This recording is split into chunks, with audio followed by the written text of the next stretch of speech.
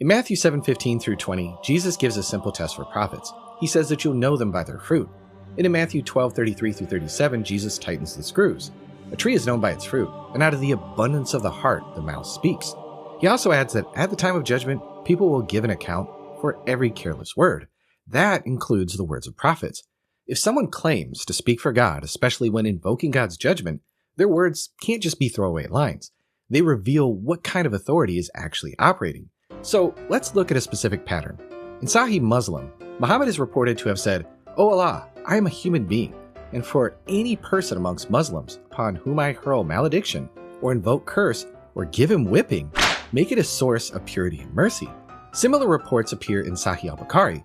The structure is consistent: harsh speech or curse, followed by a built-in corrective clause. If it was misapplied, then may Allah turn it into mercy. Think about it. Invoking a divine curse on a specific person assumes that person deserves divine judgment. You don't just casually call down God's curse on somebody. That act signals strong moral confidence. But the added clause, "if I was wrong, convert it into purification," acknowledges the possibility of misapplication. That pairing is a big deal. This isn't about whether prophets can ever pray for justice or say harsh things. The Hebrew Bible has imprecatory language and prophets commanding curses. That's not the debate here. The question is precision when speaking in God's name. If you claim revelation, invoking divine judgment on named individuals should reflect clarity and not hedging. Now, let's frame this cleanly using a Bayesian lens. There's two competing hypotheses here. There's hypothesis 1, where Muhammad is operating under reliable, ongoing divine guidance when invoking God's authority. Hypothesis 2 is Muhammad is a human religious leader operating under normal human limitations. Under H1, what would we expect? If someone is divinely guided in calling down judgment, we'd expect a rather strong alignment between the judgment invoked and the justice deserved. Divine guidance should reduce epistemic risk. A true prophet shouldn't need a theological safety net in case they misfire. Under H2, what would we expect? A human leader gets upset. He fires off harsh words at perceived enemies.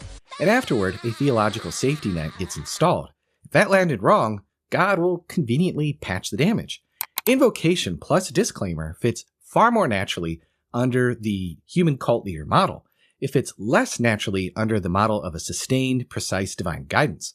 Not necessarily implausible, but way less expected. And in Bayesian reasoning, when evidence is more expected under one hypothesis than another, that evidence increases the relative probability of the hypothesis under which it is more expected. The Quran calls Muhammad the seal of the prophets and describes him as an excellent example for believers, even a mercy to the worlds. So when a prophet, presented as the final and exemplary model, invokes curses with built-in out clauses in case they were misapplied, that pattern doesn't sit comfortably within a framework of uniquely precise and universally normative prophetic guidance. Now, let's bring it back to Jesus' standard. In Matthew 12, Jesus said words reveal the heart, and careless words are going to be judged. In the Gospels, when Jesus is insulted, betrayed, and even executed, the dominant trajectory is restraint and forgiveness. Father, forgive them, for they know not what they do. No disclaimers. Jesus also taught his followers to do the same. In Luke 6:28, he says, "Bless those who curse you."